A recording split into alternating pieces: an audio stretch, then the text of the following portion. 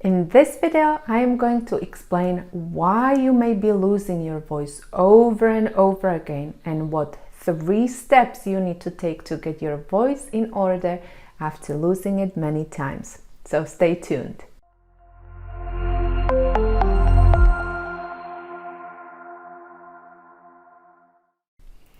Hi, I am Katarina, speech-language pathologist, and here on this channel I share practical tips about using your voice in a healthy way.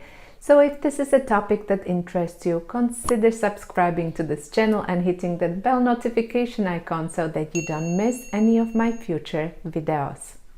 Can you relate to this scenario? You lose your voice once. Not a big deal, it happens to everyone. You get your voice back after a few days. A few months later, you lose your voice again. You notice it, but still don't give it a big thought. Your voice comes back again, even though it takes a little bit longer. A few weeks later, you lose your voice again and you start wondering what is going on. You continue using your voice because you don't know what else to do. And this pattern repeats and repeats until it takes a lot of effort and vocal rest to get your voice back. You are almost afraid to use it again because it seems that you are doing all the right things. You even improve your hydration, you keep drinking a lot of water, you give yourself a few days without speaking or using your voice at all. But as soon as you start using it again, it's gone in a few days. It's frustrating because you need your voice for work and talking to your family and friends. And they don't understand why you talk less or why you keep more to yourself. Well, this is a very common scenario for many people who approach me for help. The timeline or the details can differ from person to person, but it follows the same pattern. When you lose your voice the first few times, you take notice, but it doesn't feel unusual. After losing your voice several times, it is harder to get it back, even though you follow all the right vocal hygiene recommendations, which is good hydration and vocal rest. And your voice becomes more unpredictable and less reliable, which makes you even more anxious.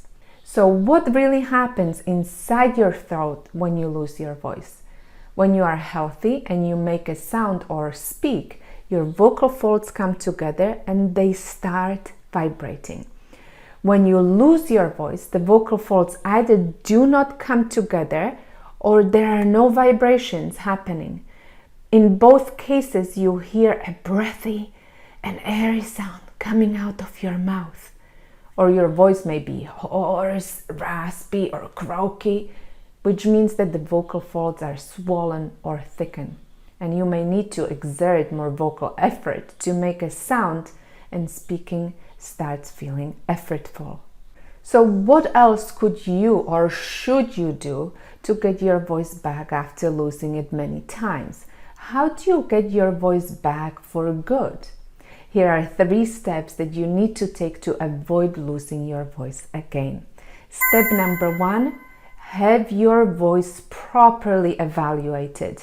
If you've lost your voice several times without an obvious cause, such as common cold or flu, go and visit a voice specialist to have your voice properly evaluated. The voice specialist you want to see is an ENT doctor, ear, nose, and throat doctor. But there are many different types of ENT doctors.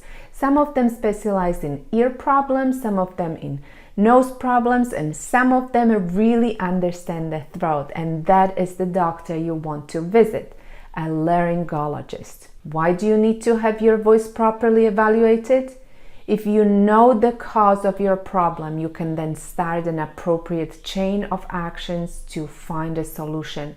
There may be different causes for losing your voice repeatedly, but the main 2 buckets are structural and functional causes. If possible at all, you want to visit a laryngologist who can do a video stroboscopy examination. This is an exam during which the doctor can evaluate the structures in your throat as well as the function of the vocal folds. how they vibrate, how long they are closed or open during vibrations, and how they move, and many more things. The more basic endoscopic evaluation will only be able to tell you if there are any structural changes on the vocal folds or not. Structural changes may range from swelling of the vocal folds, vocal nodule cysts or polyps, to vocal atrophy and other changes that can be observed on the vocal folds. And maybe you had your voice properly evaluated and the doctor said that your vocal folds look fine, but you still keep losing your voice. This is very, very common, more common than you think. If that is you, just write me in the comments below. This scenario most likely points to a functional problem. Functional problems are vocal issues that are caused by altered function. For example, using your voice in high-intensity vocal tasks without proper technique, or too much muscle action in some of the muscles around the voice box that results in a hoarse or breathy voice, or increased vocal effort over a period of time. It is more challenging to diagnose functional vocal issues because they are not readily observed during the examination. But if you have persistent vocal issues and the doctor doesn't see any structural differences, we can assume that the function is somewhat altered, which then leads to vocal problems and losing your voice repeatedly. Step number 2, eliminate underlying causes. As I said, there may be many different causes of losing your voice on a regular basis. Sometimes these causes are medical in nature. For example, acid reflux may cause voice problems. Other examples are allergies or asthma or any other conditions that affect your respiratory system, your breathing. In cases like this, you need to speak to your doctor and figure out how to manage the medical condition. For example, to manage acid reflux, you may need to change your diet or follow some behavioral lifestyle changes to avoid the spillage of the gastric juices into your throat. And sometimes the underlying causes are vocal behaviors that cause collision of the vocal folds with high impact. The most recognized are behaviors such as yelling and screaming. Less known behaviors are constant throat clearing or coughing, or using your voice with increased breath pressures under the vocal folds, which put a lot of pressure and stress on the vocal folds. The problem with these types of behaviors is that we are often not aware of them. So it is important to pay attention to your voice and how it feels when you speak.